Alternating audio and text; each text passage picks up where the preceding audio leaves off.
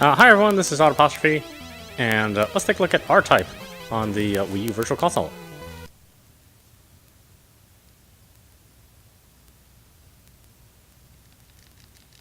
I forgot there was a trick to getting extra credits on this.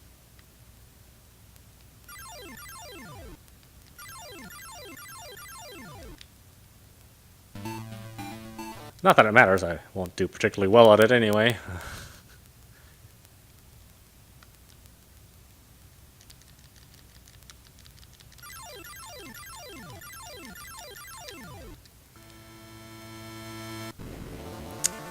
Now, of course, R-Type was quite a big deal back in its day. It was a very, very difficult shooter. It was built as a strategy shooter. And that's if you memorize the game well, and you utilize your power-ups and your charge beam, that you could get through your levels, relatively unscathed. Of course, it would take many, many plays in order to achieve that level of success, because the game is pretty difficult.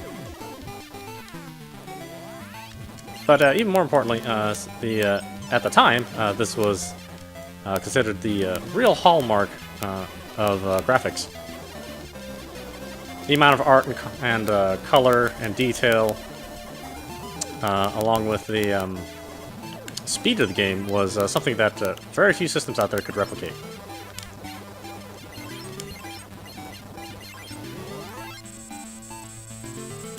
And the turbo came awful close, with the exception of a little bit of flicker that happens in the later levels. This is a very, very good representation of the arcade game.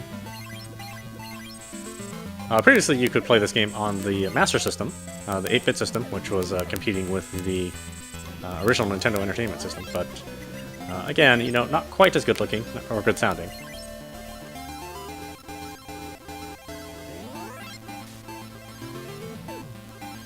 Though obviously not 100% arcade perfect. That wouldn't come until much, much later.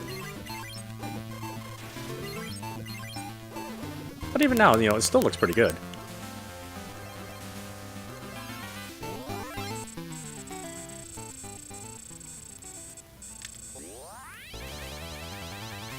And the blend of difficulty and strategy is still pretty timeless.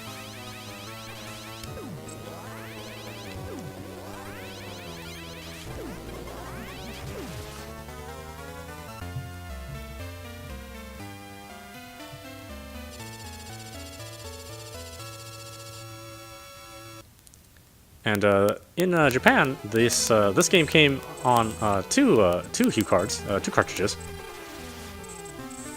One for the first half of the game and one for the second half of the game. But once it came over to America, they managed to fit all of that data onto two cards.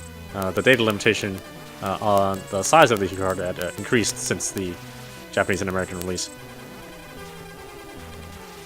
So they were able to fit the game onto one card instead. For our release. But unfortunately, they also felt that justified a much higher price tag. So I don't know how successful this version was. I think it did probably pretty well in Japan. but it's sort of hard to say. I don't know if we ever got any sales figures. Certainly sales figures were incredibly unreliable at the time. Not that they're reliable now, but we at least have a little bit more third-party data.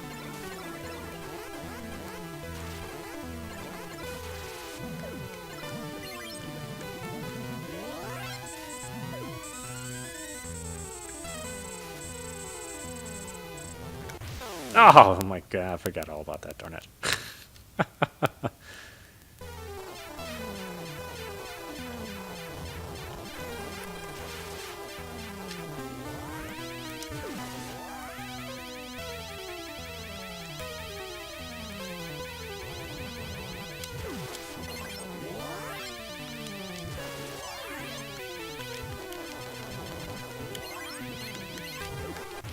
Ah.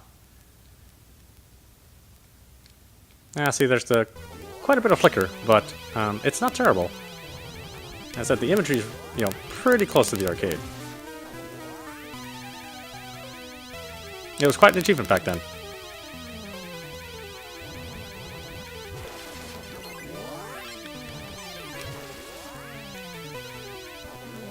And honestly, there still aren't that many games that look even this good.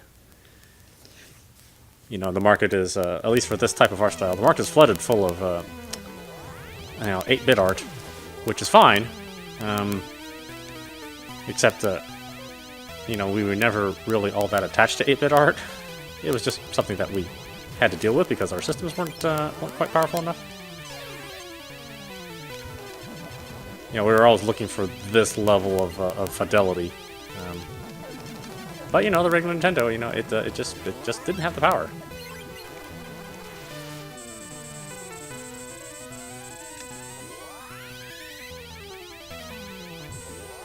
Although obviously there were a ton of really, really great games on the regular Nintendo. But I had a lot of great memories from this TurboGrafx. Much more stunning color, better video options. At the time, a more comfortable controller as well. And obviously, just better sound and overall, a much nicer system. In Japan, NEC actually was much more popular than the regular Nintendo when this came out. But due to the timing, the Genesis was quite a bit more popular in America. At least until the Super Nintendo came along, and then they were battling out for sales, pretty much neck and neck. But if this system had probably come out at the same time as its Japanese counterpart, then the game landscape might have been quite a bit different. It was also the age of exclusivity contracts, so even though in Japan games normally appeared multi-platform, in fact we think of multi-platform as a very, very normal thing here now, but it never used to be the case. Multi-platform games used to be very, very rare, and licensing contracts usually forbade games of competing systems to appear on each other. Now we expect that, but during this time it would have been very, very difficult for NEC to secure the correct licenses. Nintendo had a pretty good firm grip on the market.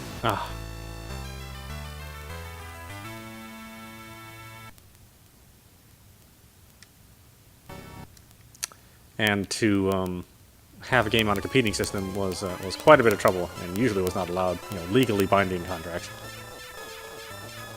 Well, thankfully those days are over, but yeah, pretty fun to think about now.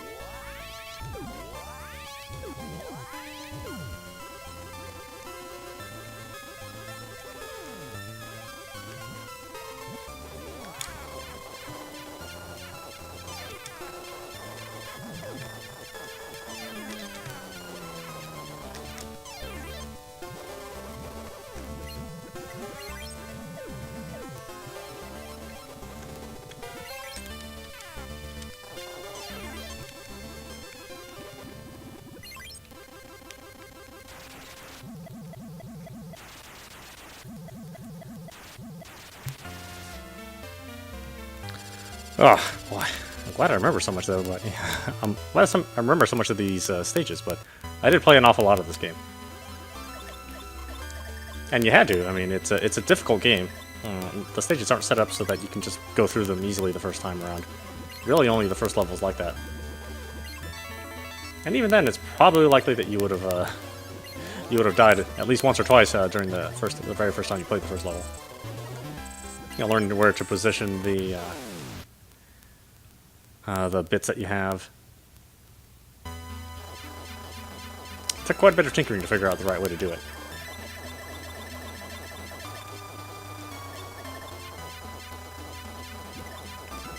You know, then you have to decide if you want to use a charge shot or if you just want to try to use rapid shots.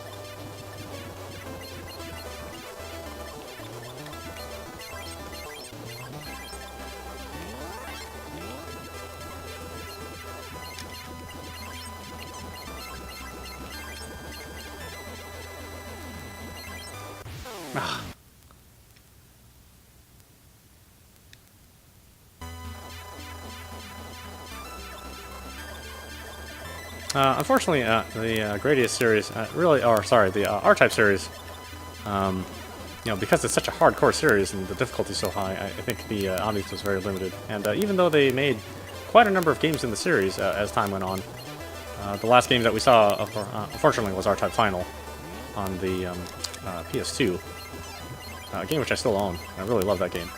I kind of wish the series was still around, but I understand it's just a little bit too hardcore for people. In fact, I think the very last game to come out in the series was R-Type Tactics.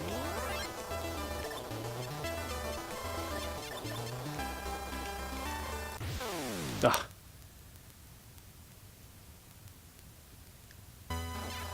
Which is kind of funny to think of a shooter series moving over to the strategy game series, but apparently it was pretty good. I just never could get a copy of it for myself. Fairly rare nowadays.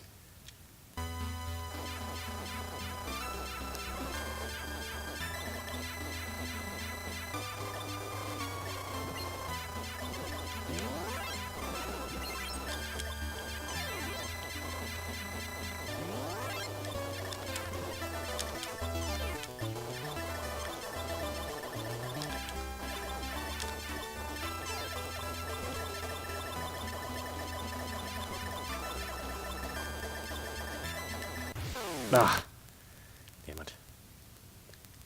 Should have put it behind me. I just couldn't remember the best place. Trying to get that power-up robot. I'm sure they have a proper name. I just don't know what they are. Ah!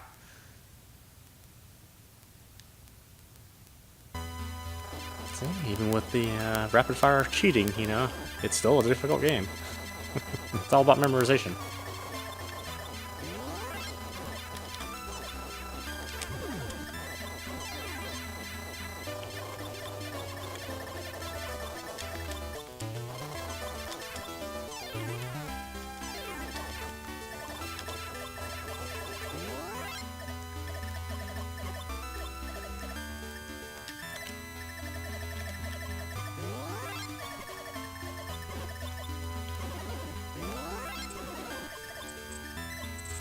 I think I grab one too many speeds, but oh well. Have to deal with it.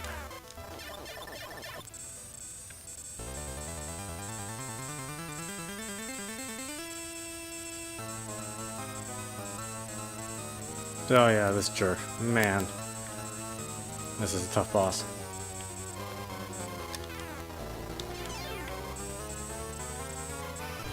Ah!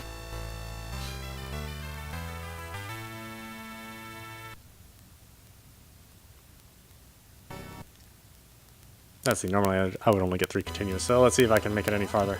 I kind of doubt it. I had a pretty tough part of the game.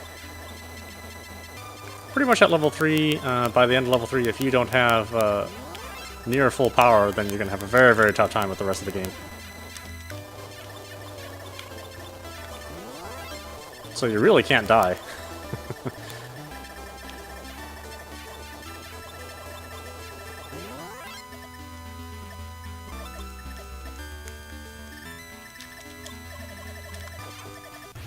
Ah.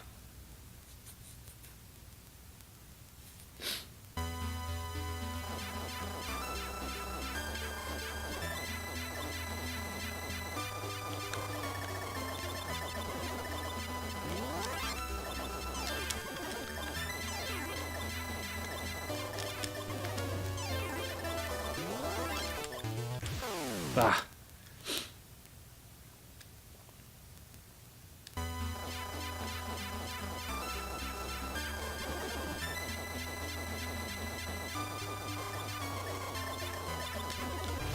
Ah.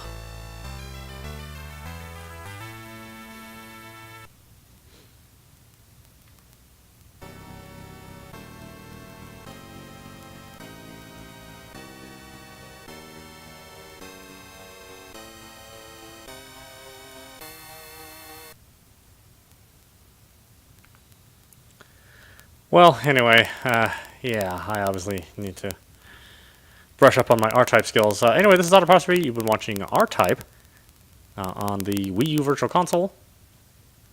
Again, just came out today. It's a little surprising that Konami decided to release this game. I do wonder if it was due to positive reception from the Virtual Console sales from the original Wii. I don't know.